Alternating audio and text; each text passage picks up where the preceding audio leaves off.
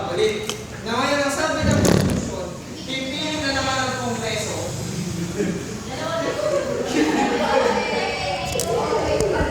Pipili na naman ang Kongreso kung sino ang maging acting president. Either ito, either ito. No? And they will pass a law to affirm that. Ano sa position ng Vice President? Namatay man dalawa. Ano, Vice President? President, ano kailangan? Oh. Wait lang, wait lang. Excited, relax. Ang tinutukoy dito ay dalawa kung mamatay. Dalawa mamatay, sino magpili? So, acting president muna ang piliin nila. So, either si Senate President o next.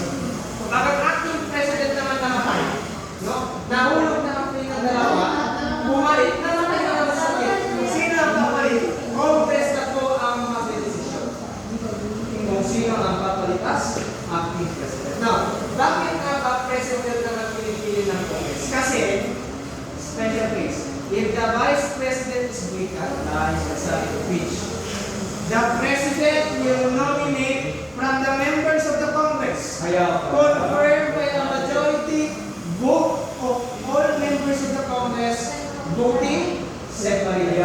Ibig sabihin na, kung ma-impeach sa Duterte, ang president ay may kapangyarihan mag-nominate sa sino mang miyembro ng Kongreso. At alam nyo na, kung sino ang designated successor. Kaya pala sa inyo. Pagiging nila sa inyo. Sino ba? Hindi niya ibibigay sa first cousin? First cousin?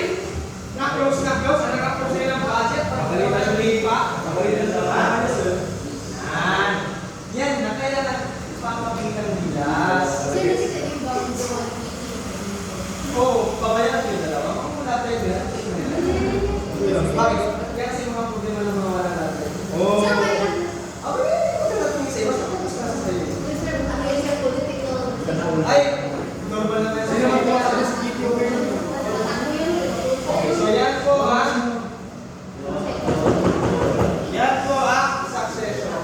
Laro, any questions? So, may mga situation tayo. Now, there is a different term when we say president and acting president. When we say acting president, ipipili mo lang ang seat ng president for temporary lang. Not 10 expired term, but for temporary lang. Pag-usapan natin mamaya kung ano yung mga limits ng acting president. Now, that is the purpose of acting president. He is not the president, but he only acts as one. OIC.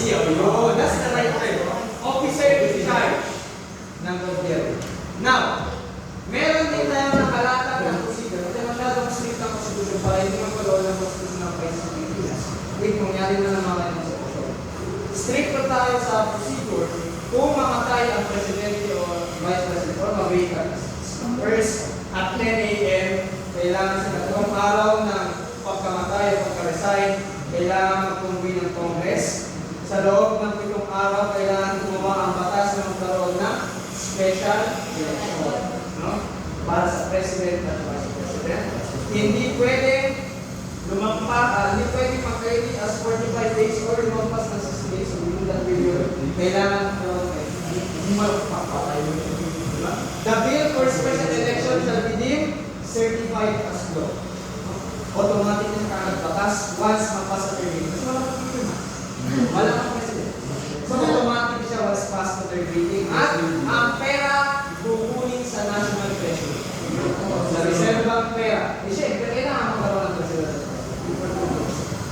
And, hindi pwedeng i-postpone election. Syempre, special election. At, hindi pwedeng magkaroon ng special election pag ang term na lang na isi-serve ay 18 months na lang o 1.5 years.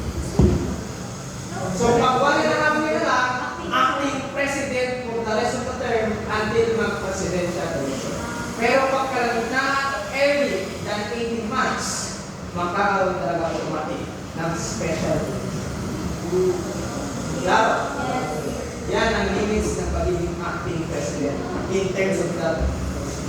Now, nag-resign talaga siya. Pag-usapan natin sa itang isda.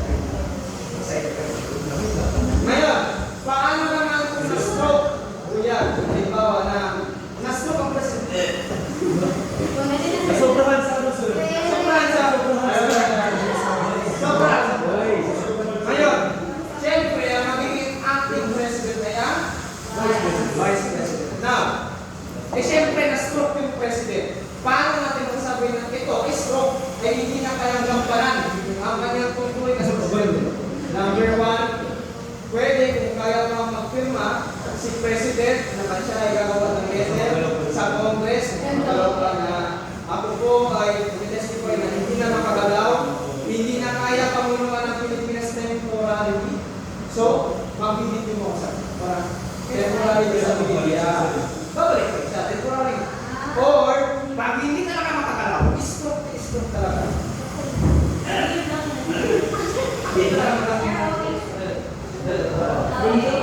Now, cabinet members niya ang pwedeng pumirma. 2/3 ng kanyang cabinet. Members ng cabinet niya, nakapirma sa lahat, kasi si President, hindi kaya. Sabi sa Close age na naman yun. pag hindi naman, halimbawa, nag-away ang Congress at ang Executive. Ang sabi ng Executive, kaya pa ng Presidente, pero hindi ng Presidente. Ang sabi ng Congress, ano ba talaga? Ang sitwasyon ng Presidente, kaya niyo bang magpasa ng kabalaan at tungkulin niya? So pag ganyan disputas, Congress na mag-decide. Hindi doktor. Congress na mag-decide kung kaya pa ba ng Presidente yung pamunuan ng Pilipinas based sa kanyang situation. Pwede nila tumingin sa person siguro, pero Congress mag-decide. Hindi na firma, ni Cabinet of President. Yan. Always Vice President. Ngunit pag-gano'n sila sa pag-dispute. So, Vice President becomes acting President temporary. Pag okay na, after the stroke, okay na ako. President na rin. Yan ang, yes. Ay, sorry, yung walang conflicts sa members ng cabinet. Pero pag hindi umabot ng Congress ng 2/3, kailangan ng buong uli. Kailangan nila mag-determine kung kaya ka ba ng Presidente o hindi. Unless may mag-file ulit ng kailangan mag-file. In the case of Estrada versus Desierto, si Joseph Emerson o si Era ay naging presidente from 1990 pero nagkaroon ng corruption scandal. Ginamit daw ang pera ng taong bayan ng Leyte. Ngayon, na-impeach siya ang first na-impeach. Pero accordingly, hindi natapos ang impeachment process, hindi siya na-convict dahil nag-usap siya. Ang sabi, umalis siya ng Malacanang na paalam, ako po ay alis na ng Malacanang para hindi magkabol ang Pilipinas. So ngayon, challenge niya ang kaso sa Supreme Court. Ang sabi niya, siya pa rin ang presidente, si Gloria. Dahil umalis na siya ng Malacanang, wala siyang binigay ng letter, administration, ngayon, umakyat sa Supreme Court, ang sabi ng Supreme Court, mali. Hindi pasihan lang ang resignation letter para nagsabing nag-resign ka na. Basihan din ang iyong actions, behaviors, and words para masabing nag-resign ka. Nakamlagi sa pera, umalis ka na Malacanang, nagbabay ka, nagganyan-ganyan ka ba sa mga followers mo? Kung dinala ko lang ang gamit mo, sasabi ng statement, ako po ay alis na ng Malacanang para hindi ko pagkagod. Ang tawag dyan? Ano tawag dyan? Yun po ang interpretation ng statement. And therefore, from this constitutional case, a public official's resignation is not required to resign.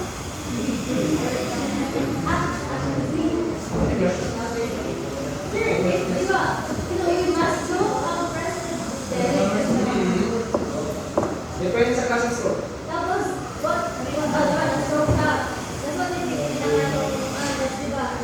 Mag-decide ang Congress kung ipagpatuloy ko or Kung not. ayaw pumirma ng cabinet at hindi rin makapirma ng president, doon na papasok. Last option. Kung kaya ka ng cabinet, kaya ka ng Kung sa tingin ng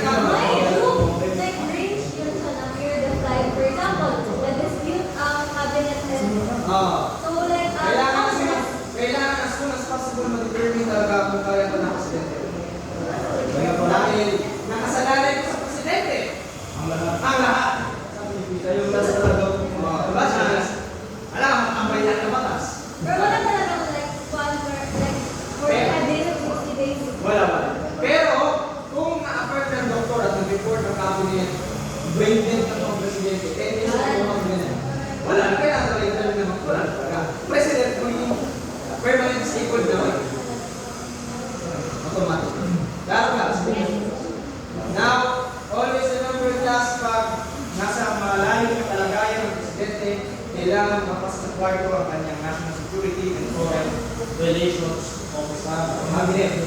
Para i-inform pa rin ng presidente kahit ang sakit kung ano ba ang nangyayari sa Philippines. At always remember class na kailangan i-inform ang public o sa anong nangyayari sa presidente kahit lamok pa ang pumagat sa presidente hindi kailangan i-inform. Balita na, di ba? That's how important the president is. Next.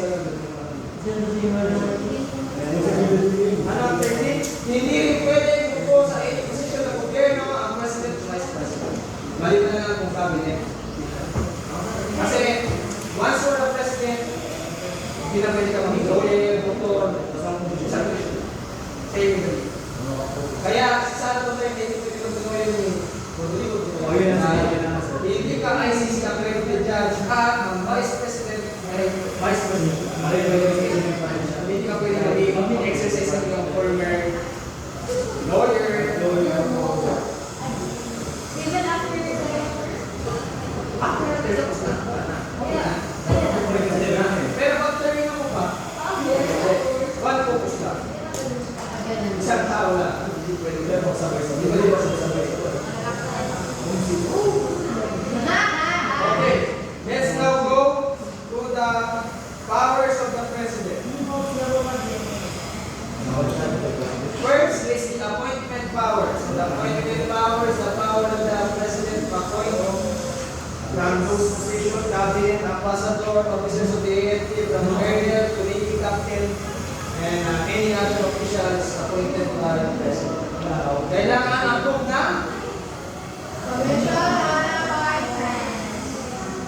now, pag nag-appoint ang acting president, pwede ba ba? Tapos bumalik ang president? Pwede ba unless policy na president?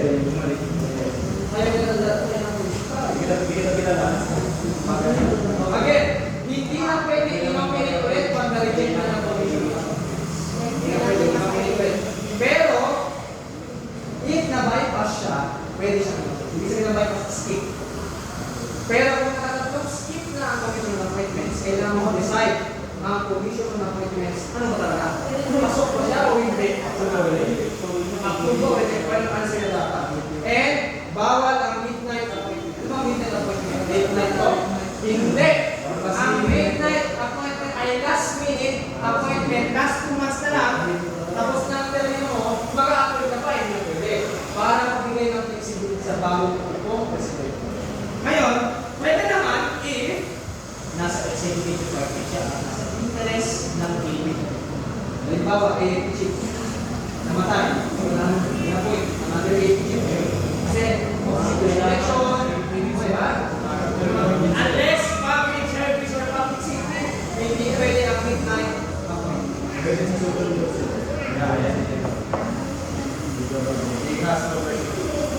Now, terms depend on the office. So, nakadepende pa ang term ng cabinet sa pleasure ng president. Kaya ayaw na sa'yo, ayaw na to play with you any. Kaya nga, halik mo ata wala din ba? Oo, so, kaya kung nasa pleasure ng presidente, kung sa pananaw ng presidente, ayaw na sa'yo, resign. Yung kayo sa ano? Diba? Yes.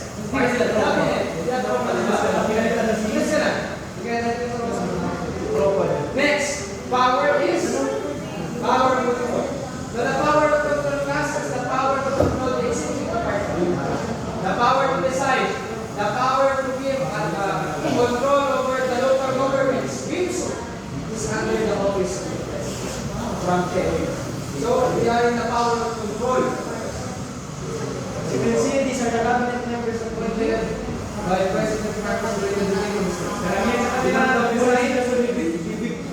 sa kanila Nag-resign tayo mga pro-president. si Vic Rodriguez na nagpapula sa kanila.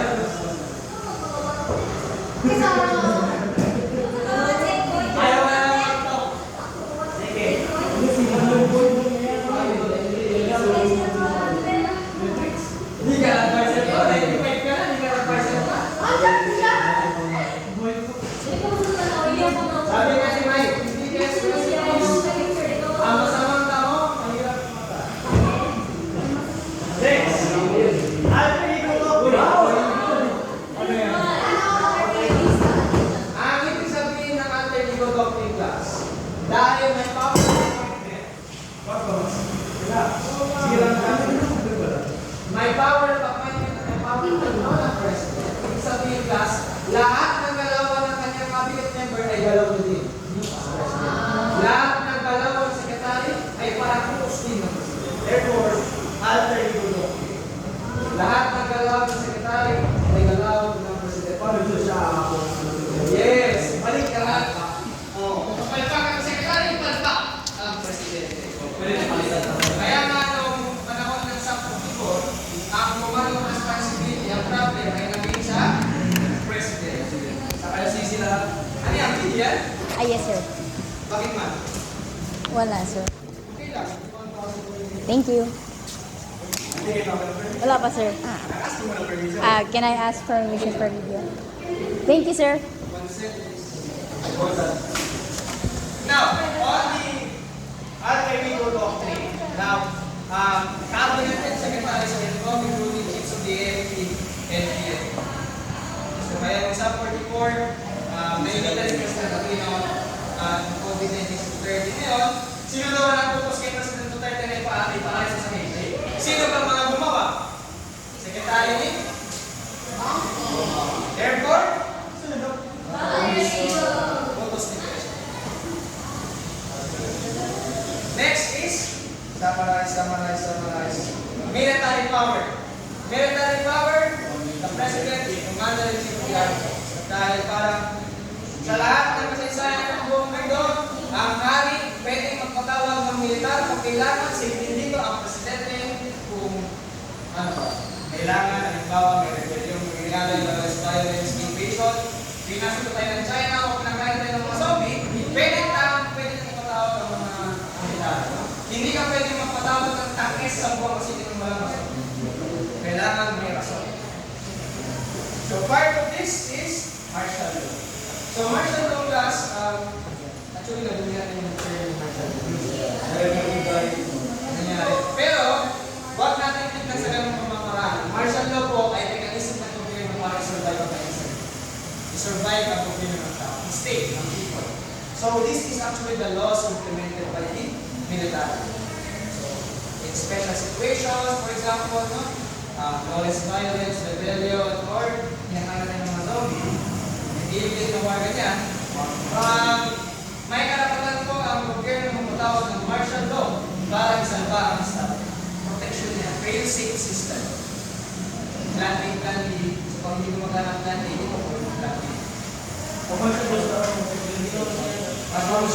Pag-uusapan natin yan. Now, this is actually the declaration of Rodrigo Duterte on martial law in Mindanao, Proclamation number 238. Siya po ang ito po ang kauna-unahang deklarasyon ng martial law na ginawa sa labas ng Pilipinas. Sa Moscow, Russia po siya. During yung visit niya. Naka-apologize na kay Putin na parang kailangan niya mag-ilabers sa Now, the grounds for suspension, again, what's the legal obvious for? Yung wala Yung ipadala, sir, yung isang tao sa Court Okay, thank you. Ang privilege tariff. Ang privilege tariff ay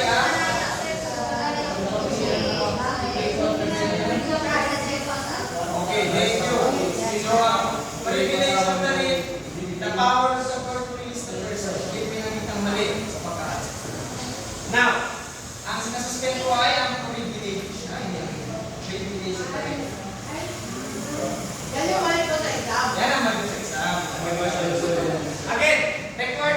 kailangan may invasion, pinasambay ng China, rebellion, meron ng kudita, civil war, or public safety required.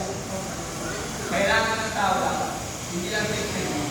Yan po ang requirements. Again, ang covered ng suspension ay ang mga kaso lang na related sa rebellion or invasion. Halimbawa, martial law sa Mindanao, nagnakaw ka ng TV sa bandit watch. Okay, 10 TV. Ang mag-aaresto po sa inyo, hindi militar. Pulis pa rin. Dahil ang kaso mo, nanakaw na. Hindi militar. So, hindi militar. Pero kapicture mo si Estilong, makilog na ako sa'yo. Nag-selfie ka doon. At may nakita ang NBI na picture. Militar na mag-aaresto. So, yan po ang linis ng martial law. Dapat 1972 at 1995. Masyadong broad ng martial law na pwedeng i-interpret ng isang leader. Maswerte yun kung ang leader mo. Paano kung masama? Paano kung diktado? Ako ang presidente, tulong lang lahat. Pati yung posisyon dinamay. So ngayon, restricted na po ang martial law. Ngayon, ang right to bail also ay upheld sa martial law. Pwede pa rin magpiyansa at yung lahat ng na-aresto at na-detain, 3 days pwede na makalaya. Mapagod pa rin ang constitution. Paano yung ganda ako ng TV sa bandit ko sa Pasok na yun. Pasok na yun. Kasi kaya mo na mga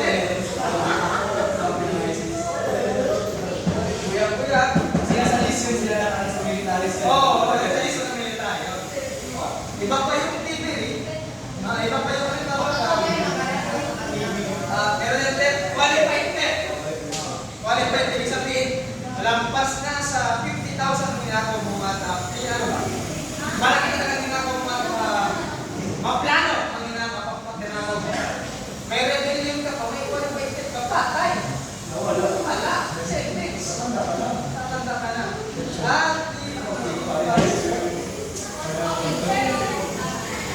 Nice one. Now, so that is the requirements for the suspension of martial law. Now, these are the requirements also. First, kailangan talaga class promoting. Kailangan ng martial law, always remember, may invasion, rebellion, at kailangan ng public safety. Next, hindi lalabas dapat ng martial law ng 6 days unless nag-request ang president ng extend. At sa Mindanao, at time, na-extend siya ng ilang year. Duration pa ng martial, extend. Upon the election of the president. Now, kailangan din magsabit ang presidente ng report ano ba ang nangyayari sa martial law. Within 48 hours. Bakit kaya? Kaya kung si Duterte tapos magre-report siya kung ano ba ang briefing sa kanyang military. Dahil ang mga protestan natin, walang kaalam-alam sa military affairs. At wala rin sila concern. The president is direct access to the military. Therefore, they need to be briefed kung ano ba talaga ang nangyayari. Why did you declare martial law? So, he is to report to the Congress 48 hours. Either in person or in writing. Next, kailangan i-review ng Congress of Proclamation at pwede tanggalin ang martial law ng Congress. Voting jointly. Pwede actually tanggalin. Kung nangyayari, hindi. Wala basis ang martial law at remote. Voting jointly. Di ba naman yung Tinunong sila sa... Kaya nga ginawa ng presidente na sa pre, hindi tumayo kay Marcos. Ilang daw ng Congress. Yun ang ginawa niya. Friday. May session pa sa Korea. Bakit mo ginawa Sunday? Sunday lang tayo. Tapos, nandun po sila lahat. Hindi mo may nabakasyon. Wala naman ang motion. Nag-wash. Next. Gusto niyang matanggal ang current members ng Congress dahil i-impeach talaga. Madaming siya na asawa niya, madaming pera. Now, next is the Constitution is still in effect during the proclamation. Ibig sabihin, class, supreme ang Constitution kahit martial law in effect. At pwede lang maganda sa Supreme Court kung may gusto mong reklamo at sasagutin na ng Supreme Court kung within 30 days kung tama ba ang pagkakadeklara ng martial law. So pwede. Kaya yung magdeklara sa Duterte ng martial law, yung oposisyon lahat nag-press Supreme Court, tama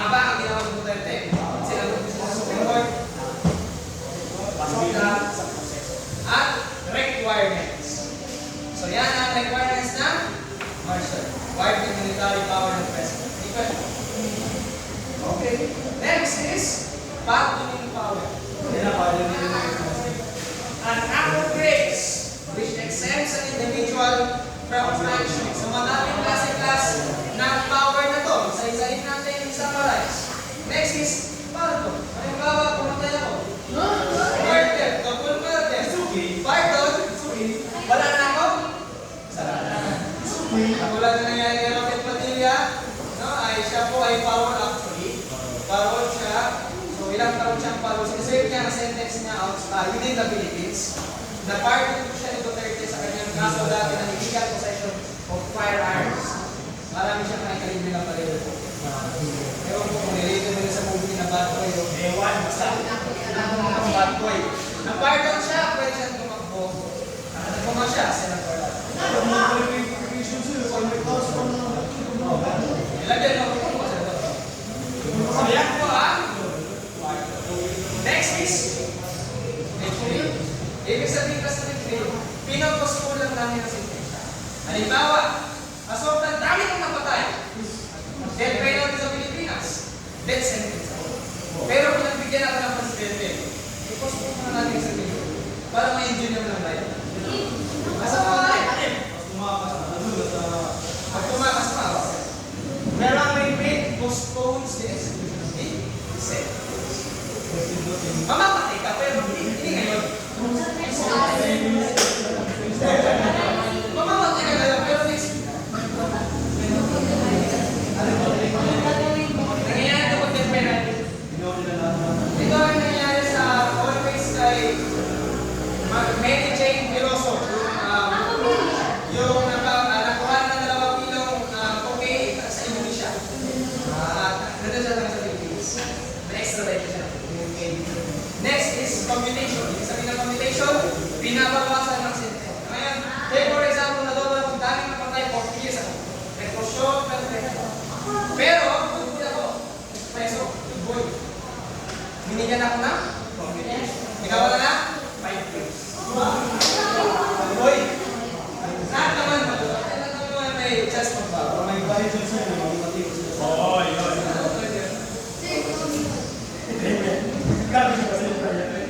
Next is remission of fines. May power po ang presidente na magtanggal ng fines at forfeiture sa record ng pangalan mo kahit LTO pa yan, kahit illegal ordinance pa yan, tanggal lahat ang fine. Kaya minsan pag nangaling ka tayo ng sa mga halimbawa, movie na nagugulong ng mundo, isisave na kayo mga tao. Sabi ka niyan, tanggalin mo na lahat ng fines ko. Lahat ng, ano ba ito? Lahat. Hindi na ako magbabayad ng tax, hindi na ako magbabayad ng fines, hindi na ako wala na akong illegal parking ticket, wala na. Exempted ka na. Ito, power ng presidente. Wow! Tanggal ka agad ang iyong fine mo. Next is,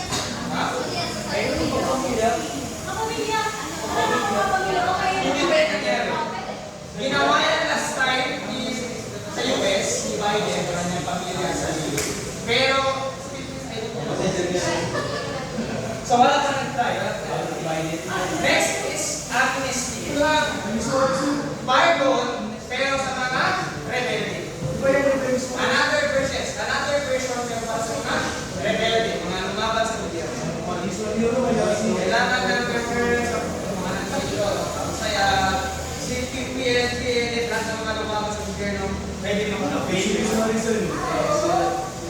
next is, para naman class, sinentensyahan ka ng korte, pero yung half ng sentence mo, pwede ka sa labas ng kulungan. Pero limited space pwede sa house sa eskwela, or sa mga lalala. Sino yung dapat ang antuan? Yung parol niya is house and house. Tapos pag naman yung magbukalan ka ng freeze. Sa Pilipinas kasi, hindi ganun, wala masyadong implementation sa ganun. Pero, pag gumawa ka ng kasalanan, wala nang diretso ka sa additional sentence. So, yan po ang pardoning power na president. Marami siyang power.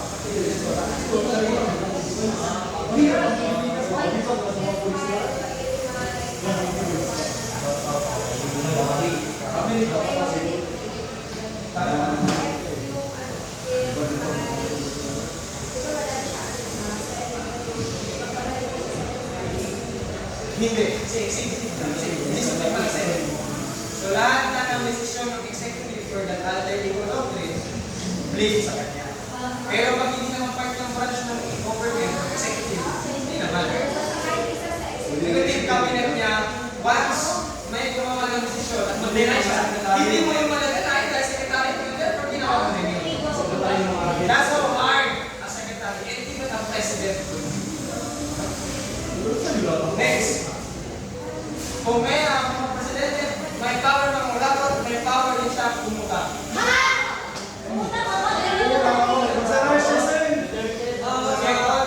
Kontra, loans, without the need of congressional approval, basta approve na, monetary board ng Bangko Sentral. Kailangan niya magbigay ng report sa Congress magkano ng inuman.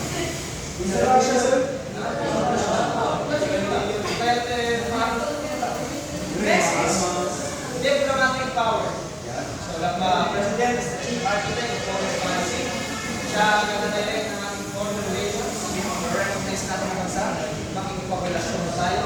Sa ibang bansa, nag-aapat yung mga ambassador, diplomat, at pero, ang treaty or international agreement, kailangan mo ng approve ng Senate by 2/3 para maging valid. Senate lang, wala. So, for example, ang ating agreement with the US is approved by the Senate. Yung PNP. And the EDCA. Next, budgetary power, siyempre, ang President na nasabit kung magkano ang nagastusin ng gobyerno, magkano ang ito. At yun ang magiging basis for our budget bill, for general appropriations. Yun ang magiging bill. Kaya ang question. Next, last is the informing power of the President. President has the power to inform the public through his state of the nation. Ano ba ang sitwasyon? At yung ikas may yan yung Presidente. Sabi ng President Time, 21 hours na daw ang trabaho niya. And mapapur ka ng President sa sabi niya na trabaho at araw sa President. That's how hard President. So that's in summary the powers of the President. In that report nyo, delivery nyo, lagay na rin. Para makapagay. That's it for Article 7. Last, Article 8. Magilis na din ang Article 8. Wait lang.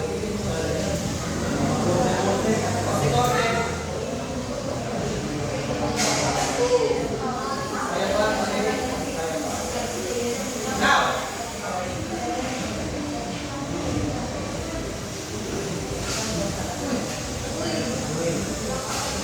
so the Judicial Department, this was the following. It's actually 16 sections.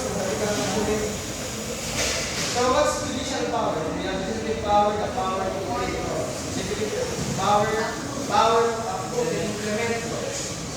Judicial power is the power to enact law. The power of the court to settle dispute. Controversy issue. Pag may kaso, pag pinatay kita, may dispute na, di ba? Di ba? Nakapatay ako. So kailangan magbayad. Therefore, ang korte ang magdedesisyon dyan. Ano ang gagawin sa tao? That is judicial power. The judicial power does not just go into play in a person to person, also government to government or person to government. Pag may nabigyan ng membro ng tao sa gobyerno, na gusto ng gobyerno, pasagin yun, at ang pag-interpret ng constitution. So we have actually three. We have first, adjudicatory power. For example, sinapsak ko si Tan sa beses, nakapagay ako, at sisenal niya ng court. That's adjudicatory power. Pag may nagawa ko kasalanan, kailangan ko bayad, kailangan ko tulong. In the due process. That's adjudicatory power. Next, power of judicial review, the power to interpret the constitution. To check if the decisions of our government is constitutional or unconstitutional. And next is incidental powers. Ibig sabihin ng incidental powers, halimbawa, Tapos excited. Same kaso, try out work tayo. Tapos yung jowa ni Tan.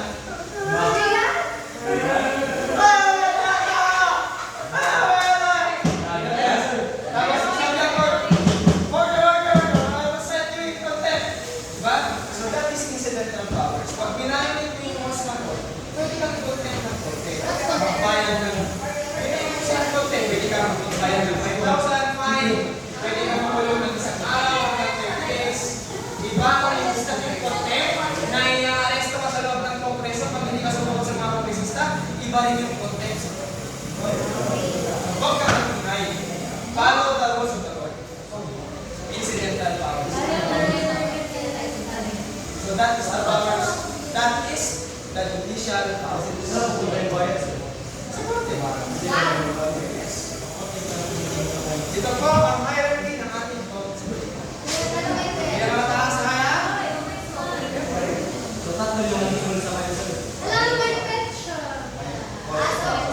From the Supreme Court.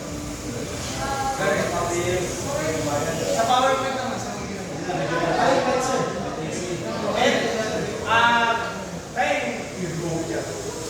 Presidential electoral tribunal. Now, let's go to the doctrine of hierarchy. Ibig sabihin lang sa hierarchy of courts. Para sa same situation namin ng kaso kita na sinasyak ko siya, ang kanyang jowa dapat mag-file, hindi sa Supreme Court directly. Dapat sa baba. Hindi pwede. Kailangan mag-start sa baba from bottom to top. That's the doctrine of hierarchy of courts. RTC. Sir, Sharia. Ang RTC natin, sa baba kasi. Sharia law. Sharia law, sir. Sharia. Separate naman. Separate. Yeah, pwede na sa Supreme Court, pero separate naman siya. Sa mga masking lang dito. Now, yes. Ay, iba naman yan. Yan ang natawag nilang full justice. Iba naman yan. Later na natin pag-usapan yan, pero focus pa tayo dito. Pero hindi yan part ng hindi siya ba, para siya siyang public trial. At hindi siya maganda. Kailangan natin tumaan sa due process of next is doctrine of exhaustion. Ibig sabihin, class, pag may kaso ka, kailangan ubusin mo muna lahat ng options bago ka umakyat sa police. Halimbawa, same kaso ni Tan, kung mag-file ng murder case, idaan mo na lahat sa baba, lang din umakyat sa taas. Ubusin mo na lahat ng options before ka umakyat sa taas. Ito naman, para final. Sa final. Hindi na wala na akin na ulit. Sa kanila. Okay? So that is doctrine of hierarchy of courts and doctrine of exhaustion. That's the importance of judiciary. Siyempre, kailangan natin ng judiciary para magtiwala tayo ng justisya sa bansa. Kailangan para ma-check ang government. I-check. Kaya nang pina-question ng Supreme Court. That's part of the checking. Kung tama ba ang ginawa ng gobyerno, i-transmit funds to the people back to the national treasury.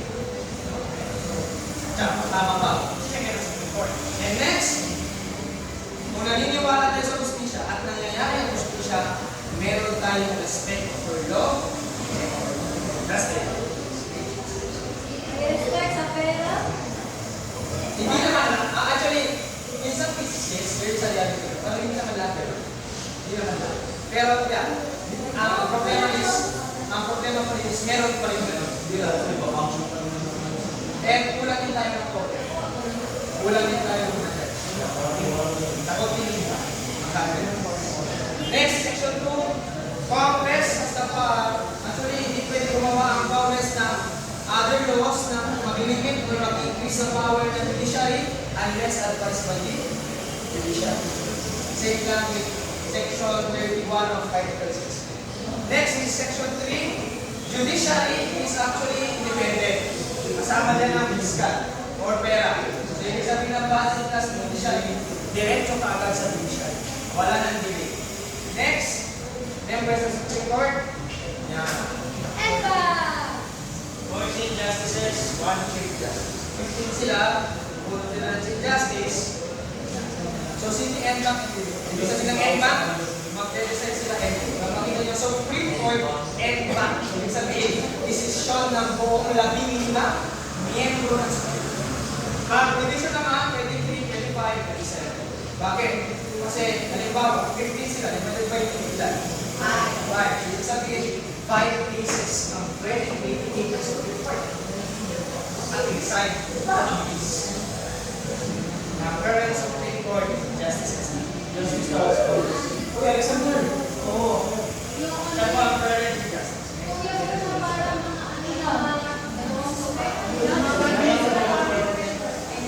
The power, that's the corporal. Corporal, kaya corporal ang color is the power of law. That's the symbol of law and justice. Kasi mga qualified siya ng justice. Pag-uusapan natin yan. Chief Justice ako. Yung mga makabalik na yung mga qualified. Next, powers ng Supreme Court. Pag-uusapan natin ito. Ano ang certiorari? Pag makita nyo ang certiorari sa balita, sarad na. Certiorari class ay ang utos ng Supreme Court. Higher court sa lower court na i-transfer mo ang kaso sa taas. Paano nila ma-review o ma-release ng kaso kung wala sa kanila ang kaso? So, magbayad ka natin ito sa certiorari, i-appeal sa, halimbawa, save sa kaso ni Tan. Gusto mo i-appeal sa Court of Appeals. So, magbayad ka sa Court of Appeals ng writ of certiorari. Para yung original trial court, nadala yung kaso sa appeals. Para may copy sila. Next, prohibition. Ibig sabihin ng prohibition, tutos ng higher court sa lower court, stop! Stop ang ginagawa mo. Yeah, pero kasi desist from further proceedings in an action or matter. Yan ang prohibition. What the word prohibition? Next, mandamus. Ano ka ng mandamus? Inuutusan ng higher court sa lower court na gawin mo ang trabaho mo. So, halimbawa, pag si Mariela Magutos ay issue yung direct of mandamus. Sabi nila, hindi naman ako magtrabaho, kailangan ko yung trabaho. That's the rate of mandamus. Next, pawaran. Ang ibig sabihin ng pawaran to, pwede patanggal ang korte nang nakikita nila na hindi pwede umupo sa pwesto na yun dahil hindi mo na satisfy ang requirements ng Constitution. This what happened to the Republic of the Philippines versus Sereno. Si Chief Justice Maria Lourdes Sereno ang kauna-unahang babae Chief Justice at ang kauna-unahang Chief Justice na patanggal via co-warrant of prohibition. Hindi ba impeachment na required ng Constitution, but via co-warrant. Ibig sabihin, class, pinatanggal siya mismo ng sarili niya kasamahan sa Supreme Court na nag-elect sa kanya as Supreme Court. Bakit? The Director ni Solicitor General Jose Calita, Attorney General ng Gobyerno ng Duterte, ang salin niya. Ang salin niya, accordingly, nakadeklara ang mga pera na kuha niya sa gobyerno noong natutulog siya sa college mo, yung college ito. Pinakadeklara sa salin. At ang pagiging lawyer niya, representing the Philippine government in international affairs. Hindi nakalagay doon sa salin. Hindi nakadeklara. At kailangan mo. That small technicality led her to be removed by the Supreme Court. Political siya. Actually, political pa rin. Kasi Sereno, political figure. So, ang nag-file ito, against sa kanya, technical attack. Okay? Si Renato Corona ang first impeach. Siya ang first witness na babae at first na tanggal. Hindi na impeach siya, tanggal dahil sa pawaran ito. Para sa pula na sila. Mag-ulit. I-discuss natin ito. So, ito yung mga powers ng court. Summary. So, siyempre, mag-litigate ng cases, mag-litigate ng restriction, mag-design ng contest, pag mag-away ang Presidente at Vice President, kung sino ba. Katulad kay Marcos Duterte, Marcos Duterte, Vice President ng election, 2016. They had a protest, and na-affirm na sa Pilipinas na kung ito nanalo Vice President, ay si Lenny Robredo. With a margin of 250,000 votes. Yes.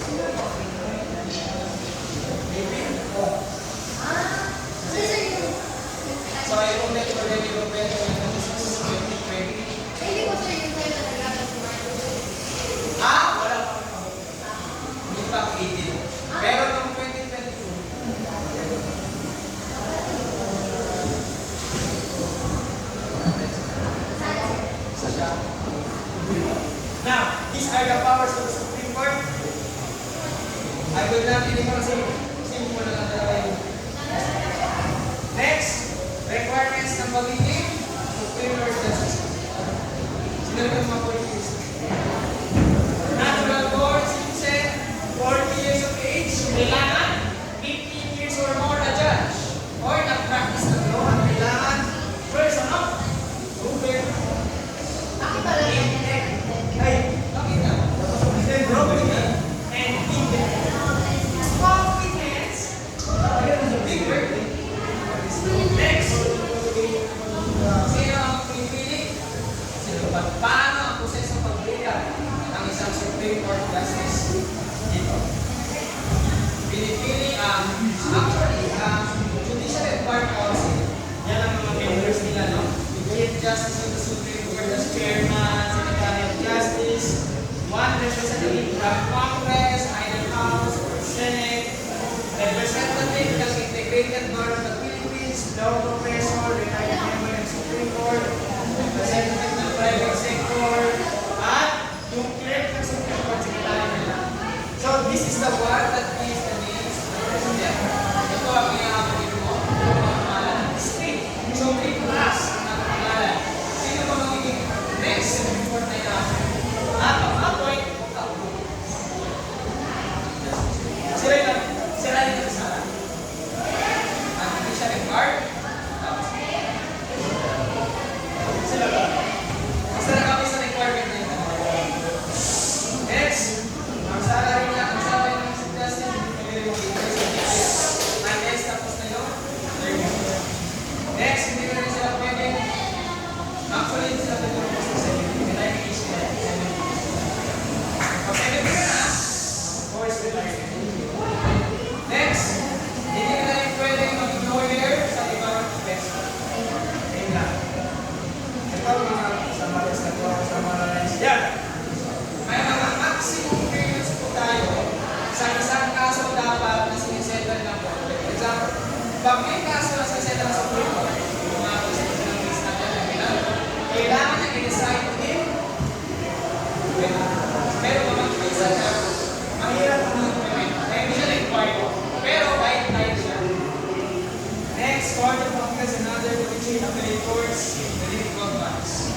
Lower courts within 3 years. Dapat actually, mga kaso ng murder o pagkailangan dapat hindi na sa iyo. Bakit mahaba? Nalakot po mo yung years. Kulang yung korte. Number 1, kulang ng judge. Kulang yung korte na mag-handle. Ayaw ba ka ng kaso? Napaka alam kasi ng judge yung context mo. Hindi niya kaya sinakta ng context. Kaya ang problema natin is actually the lack of strong justice system is because we don't have enough judges and we don't have enough courts. If we gave enough security to our judges, that they would not be afraid to take any case. At the same time, they have high salary na parang dahil mabayad ang work. May mga salary na mga kasalita okay na. Work din kayo mo. Yung high risk work ng salary. Ganun sana. Yan ang problema. Next is, syempre, mag-report ang Congress. Supreme Court sa Congress. Na ano yung accomplishment report na every day. Wala silang alam ng Congress. Ano nagagawa ng judiciary? Ito yung mga case ang nag-read. Actually, may accomplishment report sa page. Wow! Ang beauty ng secretary. Spokesperson. their spokesperson is actually a UP Mass Comm graduate, magna cum laude, and first taker for exam. And sino ba naman ang mo? Crush ka naman. Qualities of a very excellent and professional woman. I think it's community. Ano page sir?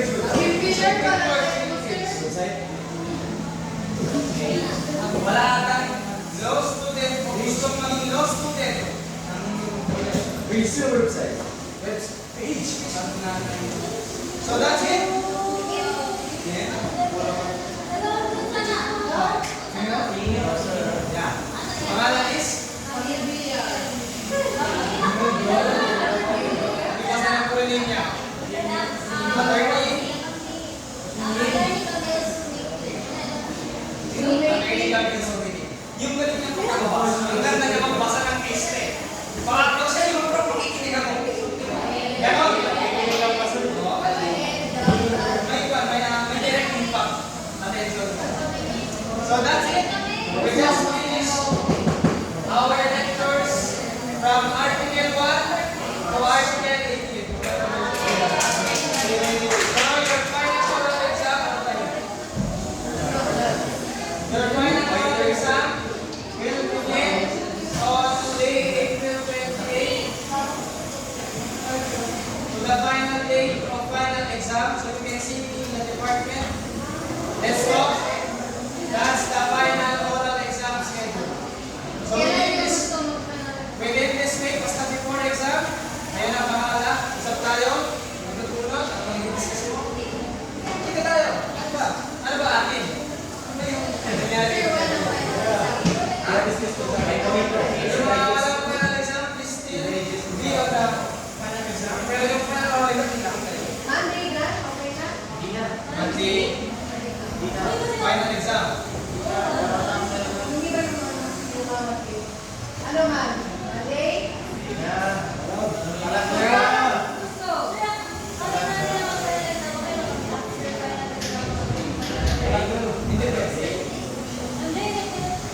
Kailangan mo na mag-final oral exam ba? Yes.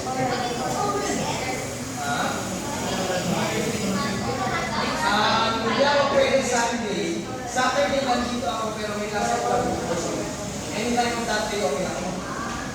Tuesday wala akong class. Wednesday, I'll be free by 10 to 1 p.m. Thursday and Friday afternoon. May one kasi is Labor Day. Ayoko. Araw na mga magulang ako. Any questions? I will give pointers to the candidates. For the oral exam, from 6 to 8. Pero ano ba yung na-discuss natin? Sa usapan natin. May usapan na ito tila. Kamusta lang? Para lang mag-usap lang may isang tao. Masisina. Kailangan ko sa ano ba yun? So, yan, may matanong ka, no? Diba? Kasama ka, no pressure. This is the conversations of what you have understood. If you really understood my lecture. One-on-one. Mag-lecture ako sir.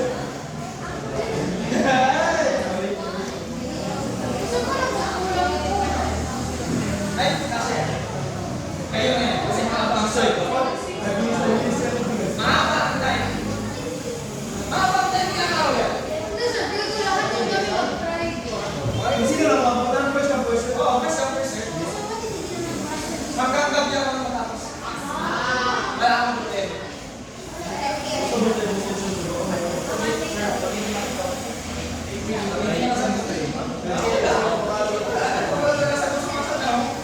Ilang person lang? Kamusta? Wala ka na talaga. Kamusta ba? Hindi ko na buhay na lahat. Pwede pa sir. Ay, hindi. What is passive pass? Siguro kayo ng isang subject, for example, ipagulong mo yung impeachment.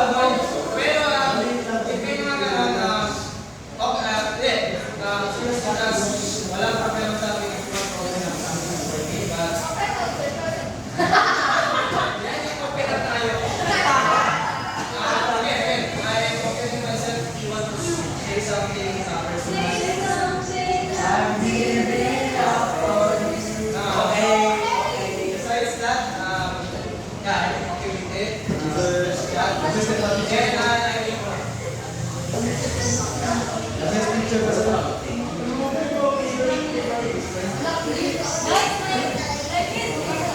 Asko. Bukas yan. Wala picture, sir? Ha? Ay, mas talalim. Mas. Wala.